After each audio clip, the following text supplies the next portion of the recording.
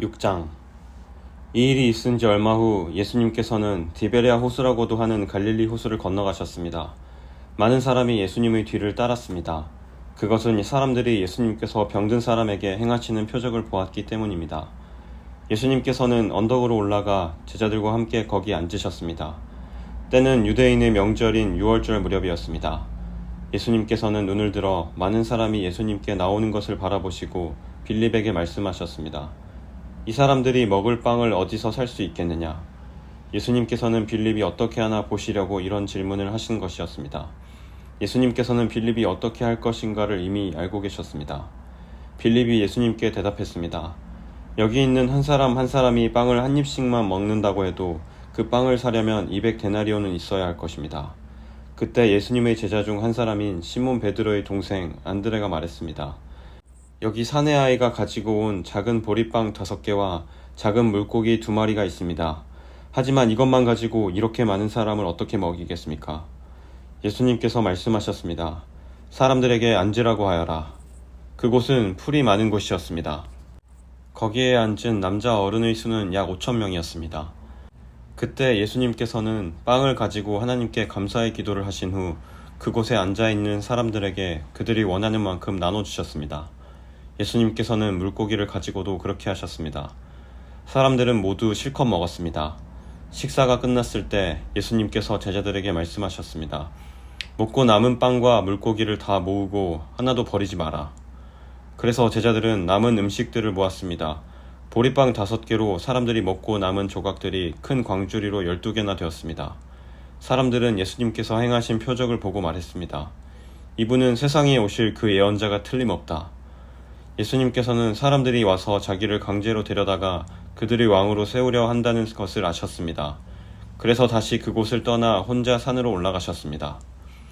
밤이 되자 예수님의 제자들은 갈릴리 호수로 내려갔습니다.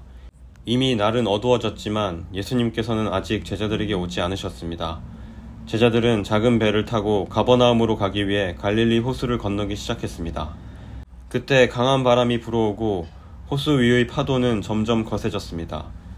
제자들은 약 4-5km 정도의 거리를 노저 갔습니다. 그때 예수님께서 물 위를 걸어 배를 향하여 오시는 것이 보였습니다. 제자들은 두려웠습니다. 하지만 예수님께서 그들에게 말씀하셨습니다. 나다, 두려워하지 마라. 제자들은 기꺼이 예수님을 배 안으로 모셨습니다. 배는 곧 그들이 가려던 목적지에 도착했습니다. 다음날 호수 반대편에 서 있던 군중은 그곳에 배가 한 척밖에 없다는 것과 예수님께서 제자들과 함께 가시지 않고 제자들만 떠난 것을 알게 되었습니다. 그 즈음 배 몇 척이 디베랴에서 왔습니다. 디베랴는 예수님께서 하나님께 감사기도를 드린 후 사람들이 빵을 먹었던 장소에서 가까운 곳에 있는 마을입니다. 사람들은 예수님과 그분의 제자들이 그곳에 없다는 것을 알고는 배를 타고 예수님을 찾으러 가버나움으로 갔습니다. 사람들은 호수 건너편에서 예수님을 만났습니다. 그들은 예수님께 물었습니다. 선생님, 언제 여기에 도착하셨습니까? 예수님께서 그 사람들에게 대답하셨습니다. 내가 너희에게 진리를 말한다. 너희가 나를 찾는 것은 내가 행한 표적을 보았기 때문이 아니라 빵을 배불리 먹었기 때문이다. 썩어 없어지는 음식을 위해 일하지 말고 영원히 있어서 영생을 주는 음식을 위해 일하여라. 인자는 너희에게 그런 음식을 줄 것이다. 하나님 아버지께서 인자가 이런 일을 행하는 것을 허락하셨다. 그러자 사람들이 예수님께 물었습니다. 하나님께서 원하시는 일을 하기 위해 우리는 무엇을 해야 합니까? 예수님께서 대답하셨습니다. 하나님의 일이란 바로 하나님께서 보내신 사람을 믿는 것이다. 다시 사람들이 물었습니다. 당신은 어떤 표적을 행하여 우리가 보고 당신을 믿게 하시겠습니까? 성경에 하나님께서는 그들에게 먹을 빵을 하늘에서 내려주셨다 라고 기록되어 있듯이 우리 조상들은 광야에서 만나를 먹었습니다. 예수님께서 그들에게 말씀하셨습니다. 내가 너희에게 진리를 말한다. 너희에게 하늘로부터 내린 빵을 준 사람은 모세가 아니다. 나의 아버지께서 너희에게 하늘로부터 참된 빵을 주신 것이다. 하나님의 빵은 하늘로부터 내려와서 세상에 생명을 주는 것이다. 사람들이 예수님께 말했습니다. 선생님, 이 빵을 우리에게 항상 주십시오. 그때 예수님께서 그들에게 선언하셨습니다. 나는 생명의 빵이다.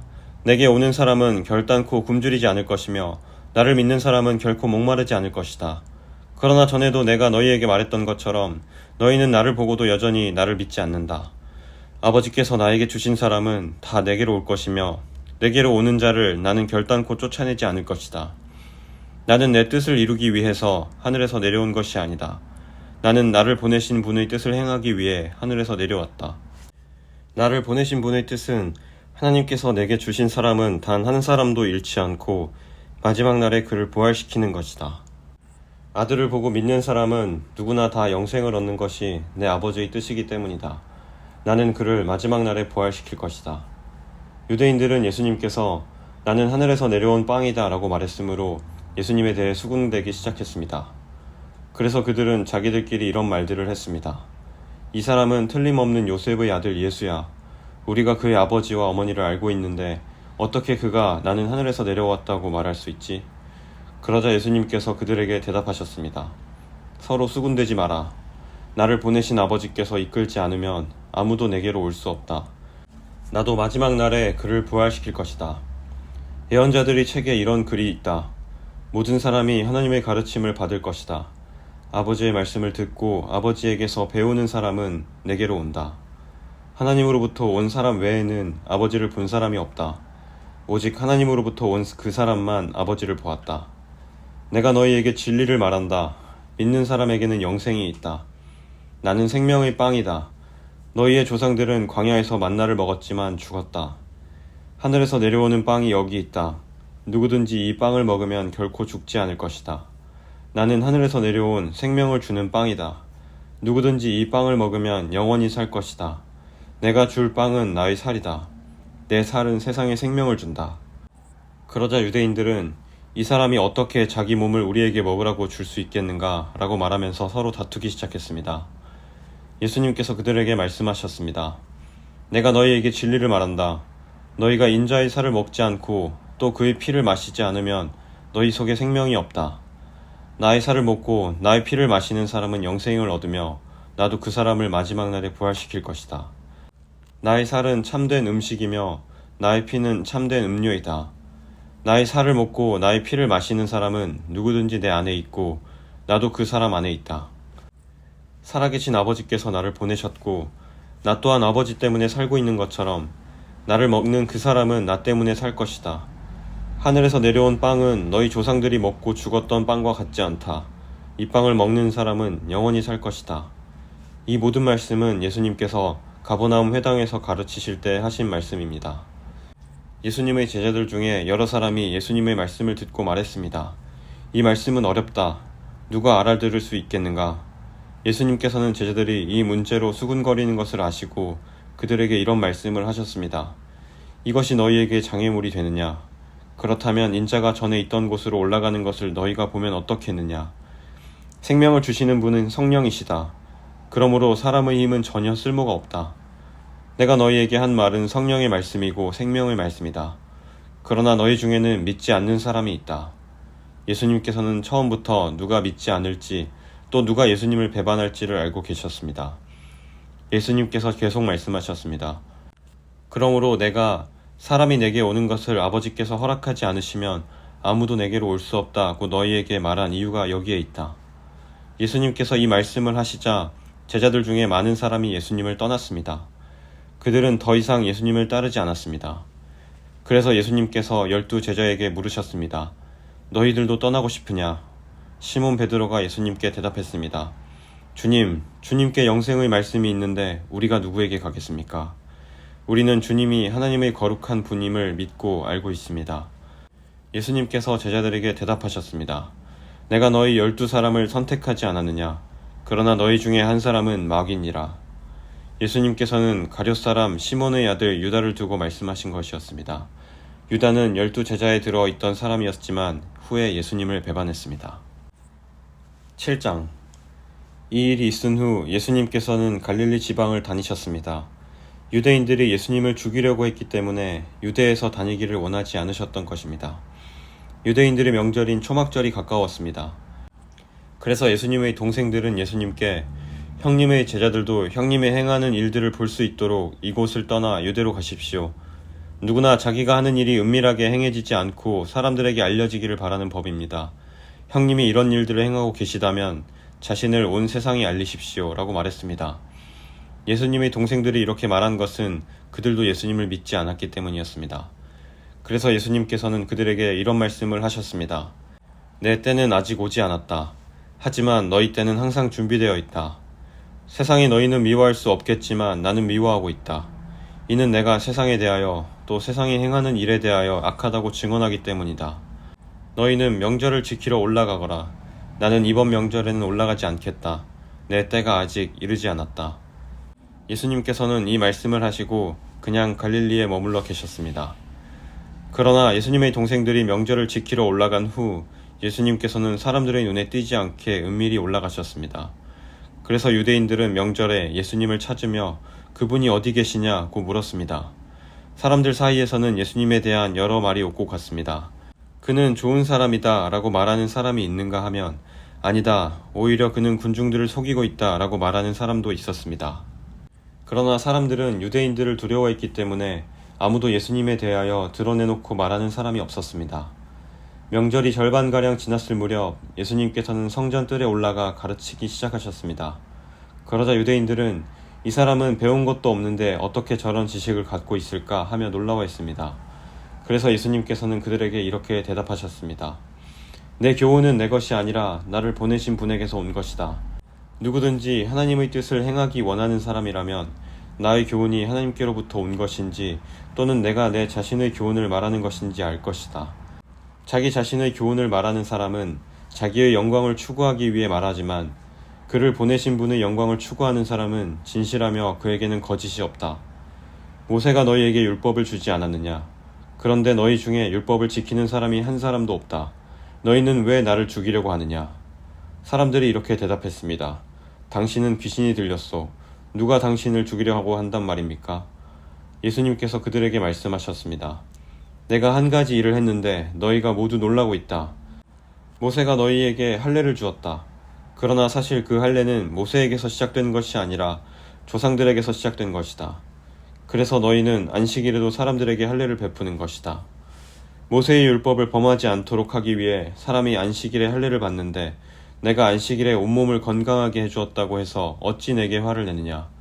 너희는 겉모양만 보고 판단하지 말고 올바른 평가에 따라 판단하여라. 이때 예루살렘 사람 중에는 이렇게 말하는 사람들이 있었습니다. 이 사람이 사람들이 죽이려고 하는 바로 그 사람이 아니냐.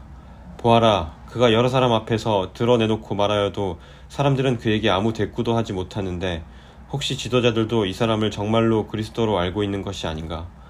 하지만 우리는 이 사람이 어디서 왔는지 알고 있다. 그리스도가 오실 때에는 그분이 어디서 오시는지 아무도 알지 못한다. 그러자 예수님께서는 성전 뜰에서 가르치실 때 큰 소리로 말씀하셨습니다. 너희는 나를 알며 또 내가 어디서 왔는지도 알고 있다. 그러나 나는 이곳에 내 스스로 온 것이 아니다. 나를 보내신 분은 참되시다. 너희는 그분을 알지 못하지만 나는 그분을 아는 것이 내가 그분에게서 왔고 그분은 나를 보내셨기 때문이다. 이 일 때문에 사람들이 예수님을 붙잡으려고 하였습니다.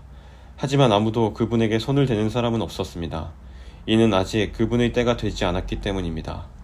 그러나 무리 중에 많은 사람이 예수님을 믿었습니다. 그 사람들은 그리스도께서 오신다고 해도 과연 그가 행하신 표적들이 이 사람이 한 것보다 더 많겠는가 라고 말했습니다. 사람들이 예수님을 가리켜 이렇게 수군대는 것을 바리새인들이 들었습니다. 그래서 대제사장들과 바리새인들이 예수님을 붙잡으려고 성전 경비대를 보냈습니다. 예수님께서는 나는 잠시 동안 너희와 함께 있다가 나를 보내신 분에게 갈 것이다. 너희가 나를 찾으나 찾아내지 못할 것이며 내가 있는 곳에 너희는 올 수도 없다 라고 말씀하셨습니다. 유대인들은 자기들끼리 이런 말을 하였습니다. 이 사람이 어디로 가려고 하기에 우리가 자기를 찾아내지 못할 것이라고 하는가? 그리스의 여러 도시로 가서 그리스 사람들을 가르치려고 하는가? 너희는 나를 찾을 것이나 찾아내지 못할 것이며 내가 있는 곳에 너희는 올 수도 없다 라고 말한 것은 무슨 뜻인가? 축제가 절정에 달한 명절 마지막 날에 예수님께서 서서 큰 소리로 말씀하셨습니다. 누구든지 목마르거든 내게로 와서 마셔라. 나를 믿는 사람은 성경이 말한 대로 그의 배에서 생수의 강이 흘러나올 것이다. 이것은 예수님께서 자기를 믿는 사람들이 장차 받을 성령에 대하여 하신 말씀이었습니다. 그러나 예수님께서 아직 영광을 받으시지 않았기 때문에 사람들에게 아직 성령이 계시지 않았습니다. 사람들 중에는 이 말씀을 듣고 이분은 참으로 장차 오시리라 예언된 그 예언자이다 라고 말하는 사람들이 있었습니다. 또는 다르게 이분은 그리스도다 라고 말하는 사람들도 있었고, 그리스도는 갈릴리에서 나오지 않을 것이다. 성경에는 그리스도가 다윗의 후손 중에서 나오고 다윗이 살던 마을 베들레헴에서 태어나실 것이라고 기록되어 있다 라고 말하는 사람들도 있었습니다. 그래서 예수님 때문에 군중은 서로 편이 갈리게 되었습니다. 그들 중에 예수님을 붙잡으려는 사람들이 있었지만 예수님께 손을 대는 사람은 아무도 없었습니다. 성전 경비대가 예수님을 잡지 못한 채 대제사장들과 바리새인들에게 돌아오자 대제사장들과 바리새인들이 왜 그를 데려오지 않았느냐라고 물었습니다. 성전 경비대가 대답했습니다. 그 사람처럼 말한 사람은 이때까지 한 사람도 없었습니다. 그러자 바리새인들이 성전 경비대에게 되물었습니다. 너희도 미혹을 당한 것은 아니겠지? 관원들이나 바리새인들 중에 그를 믿은 사람이 누가 있느냐? 아무도 없다. 율법을 알지 못하는 이 군중이나 그를 믿는데 그들은 저주받은 사람들이다. 그들 중에 한 사람으로서 전에 예수님께 왔던 니고데모가 그들에게 말했습니다. 우리의 율법에 따르면 먼저 그 사람의 말을 들어보지 않거나 그가 행한 것을 알아보지 않고는 그 사람에게 죄가 있다고 판단하지 않습니다. 다른 사람들이 대답했습니다. 당신도 갈릴리 출신이요. 성경을 연구해 보시오. 그러면 당신도 갈릴리에서는 예언자가 나오지 않는다는 사실을 알게 될 것이요. 이 말을 하고는 그들은 각자 자기 집으로 돌아갔습니다.